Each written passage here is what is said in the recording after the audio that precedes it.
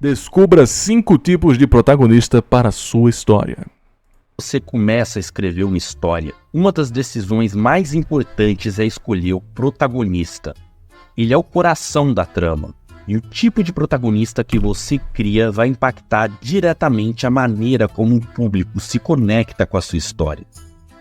Mas você sabia que existem diferentes tipos de protagonista que podem transformar completamente o tom e o caminho da sua narrativa? Já pensou em como seu protagonista pode ser o herói clássico, um anti-herói, ou talvez mesmo um vilão? Hoje vou te mostrar 5 tipos de protagonistas e como você pode usá-los para deixar a sua história incrível. Pô, eu tô mutado. Desculpa aí, gente. O gênio, o bravo... O gênio, o bravo, o enigmático, o destemido. E eu tava falando a diferença de ser bravo e ser destemido. Destemido é quando o cara simplesmente não liga. Ele só segue. Ele não teme. E o bravo é que ele tem uma virtude a ser seguida, né? Que o bravo seria o heróico. E o outro elemento seria o quê? Seria tipo...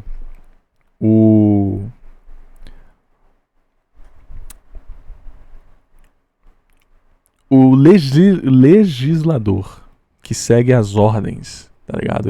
A ordem do mal, a ordem do bem. Botei esses 5 aqui, deixa eu ver se ele vai falar exatamente esses 5, vai. Simbora. Eu sou o Carlos Canudo e a ideia desse vídeo veio de um monte de pedidos feitos nos comentários do meu vídeo sobre vilões. Então, sem mais delongas, vamos ao conteúdo. Se você procurar por tipos de protagonistas no Google, vai achar uma lista parecida com essa. Mas a verdade é que não existe consenso sobre o assunto. Se eu colocar 3 doutores em literatura dentro de uma sala e pedir para que eles cheguem a uma conclusão sobre as categorias de protagonistas, é provável que um deles dê uma cadeirada no outro. Então eu não vou cravar a verdade aqui. Eu vou apenas tentar ajudar você a escrever a sua história. Vamos começar diferenciando esses caras. De forma resumida, o herói é guiado por ideias nobres e altruístas, como liberdade, justiça ou paz. Ele tem um forte senso moral e isso o define. Já o anti-herói é o cara comum. Ele não é tão nobre assim. É claro que ele pode ser corajoso e honrado, mas ele também tem falhas e motivações egoístas. Pelo menos no início da história. O herói trágico é o herói que cedeu ao lado negro da força. Inicialmente ele tem as características nobres do herói, mas ao longo da história ele sucumbe ao mal. Já o protagonista... Não necessariamente. Não necessariamente. Um herói trágico pode ser um que já passou por um trauma.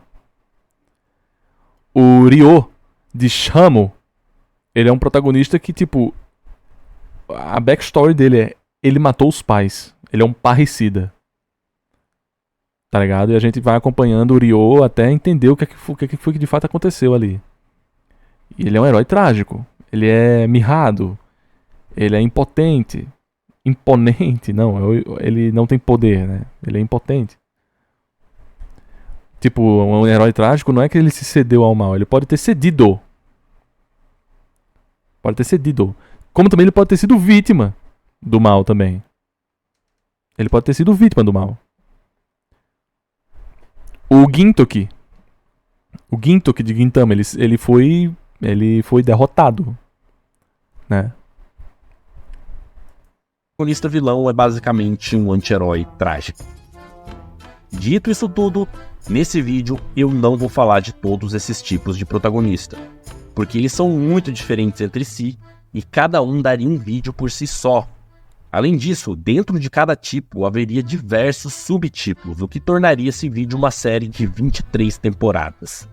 Então, para simplificar a minha vida, eu escolhi um só deles, o anti-herói, que é o... pegou o mais superficial, toda modesta aí, tá? Tipo mais usado nas obras de hoje em dia. Para ser sincero, eu pensei muito se eu deveria fazer ou não esse vídeo. Porque ao contrário do vilão, não é tão simples listar arquétipos de protagonistas. Para começar, o vilão não precisa nem existir dentro de uma obra. E se ele existir, ele não precisa de profundidade para que a história seja boa. Isso porque é o protagonista que move a trama. Então, ele sim precisa de um bom desenvolvimento. E como esse desenvolvimento pode ser feito de diversas maneiras, fica difícil listar arquétipos. Mas eu sou teimoso. Eu já li obras que não tem protagonistas, tá? Tem só personagens principais. Isso quando tá falando de narrativas de enredo. Porque existem obras que são apenas narrativas estéticas que nem personagens têm. É um take amargo, hein? Obras plásticas. Simplesmente, sabe? É meio cult demais, assim, e tal. O John odeia, mas resistem. Vamos dizer que não é arte?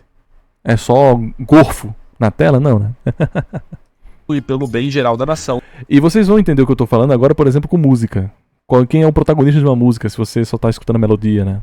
Aí você transporta isso pra um vídeo. Aí quando a gente tá dentro do mundo dos vídeos, do livro, você tá numa mercê artística que aquilo ali vai culminar, né? Vai rumar, direcionar justamente pra ter um protagonista na narrativa, né? Sim, sim. Pois é. Então vou tentar. Só que antes eu vou ter que fazer uma brevíssima explicação sobre o arco do protagonista. Em 90% das histórias, o arco do protagonista é a trama. Cabe discussão aqui, mas isso... Cabe a discussão, sim, porque existe personagem principal e protagonista. Já falei isso no vídeo anterior, naquele vídeo daquele rapaz do Yune, que eu comentei, de que a gente pode separar muito bem personagem principal e protagonista, porque Akira, por exemplo, é um filme que tem o nome Akira e o moleque Akira não é tão decisivo assim pro roteiro, porque é o Tetsuo e o Kaneda colidindo entre eles, para não ocasionar um outro Akira. The Legend of Zelda, quem é o protagonista? O Link. E quem é a personagem principal? A Zelda. Fica para outro dia. Acontece que esse arco normalmente segue um padrão, que é esse aqui. 1. O protagonista teve um trauma no passado. 2. Isso fez com que ele acreditasse em uma mentira. 3. A mentira causa sintomas. 4. Ele busca algo para curar os sintomas. 5. Alguma coisa acontece. 6. Ele encontra a verdade, que é o verdadeiro antídoto para os sintomas. Apenas como curiosidade, esses passos ficam mais ou menos assim dentro de uma história. O trauma, flashback, né? Normal mesmo. A mentira que é aqui perpetrada, o desejo de essa mentira.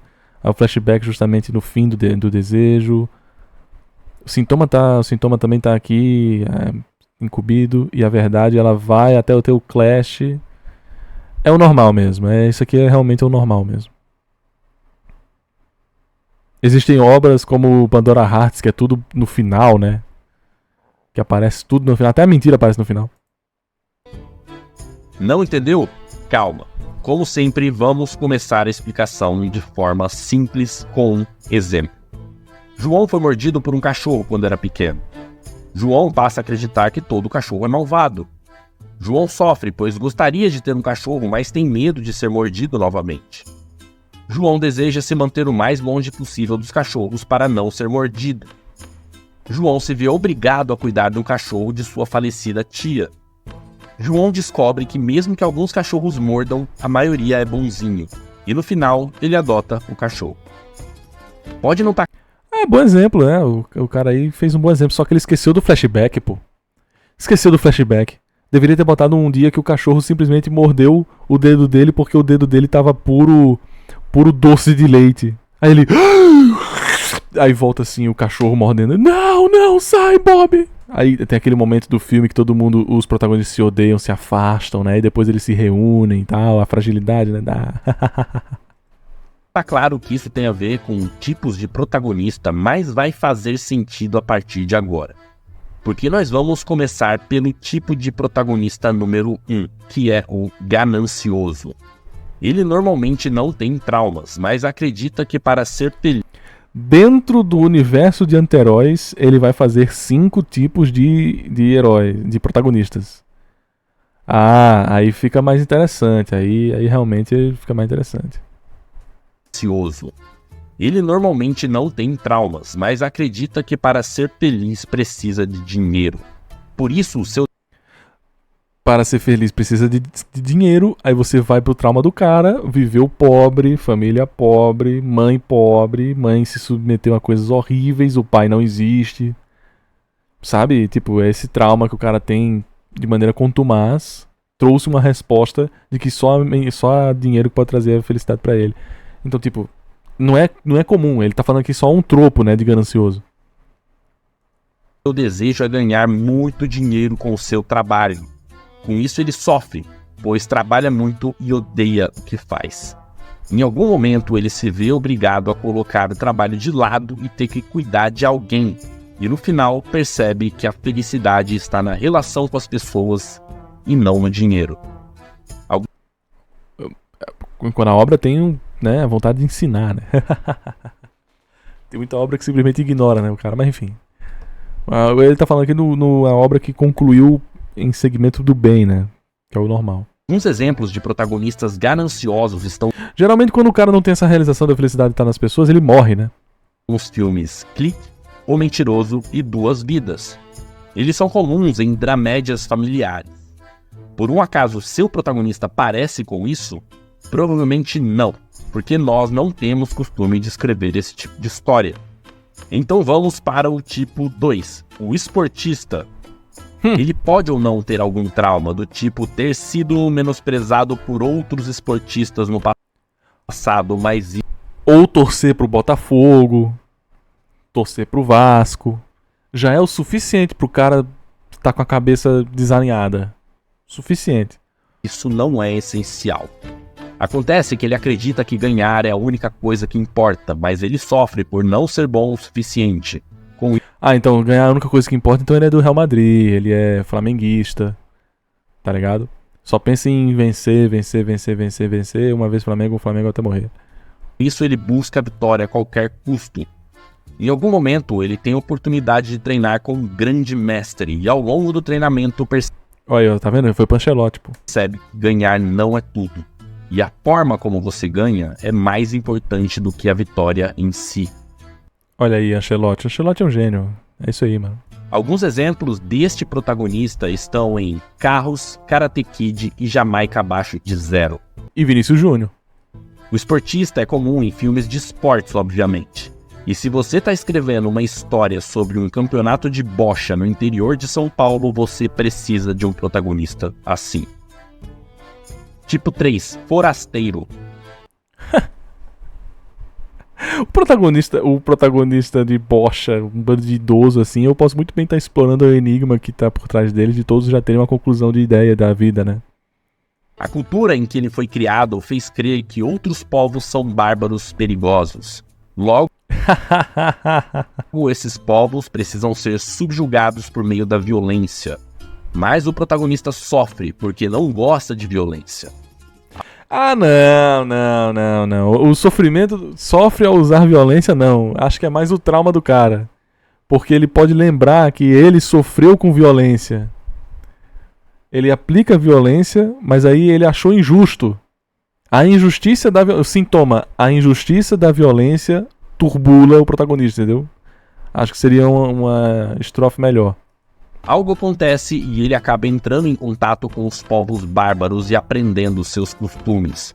Com isso, ele descobre que eles não são tão bárbaros assim, são apenas diferentes. E no final, o protagonista luta ao lado deles para defender. Alguns exemplos são O Último Samurai, Avatar e Duna. Forasteiros são comuns em épicos de guerra, drama e... Último Samurai é conceito porque continua xenófobo do mesmo jeito. Tá ligado? A xenofobia tá cantando no filme do mesmo jeito. Do mesmo jeito. Ele aprende lá e tal, mas a xenofobia ainda tá cantando do mesmo jeito, campeão. Aventura. E ele é um dos que tenho certeza de que muitos de vocês vão querer usar. Agora, antes de continuar, quero mandar um salve para os inscritos que comentam nos meus vídeos. As palavras de vocês são muito importantes. Obrigado. Tipo 4. O adolescente rebelde. Ele é jovem e acredita que quando crescer poderá fazer tudo o que tem vontade na vida.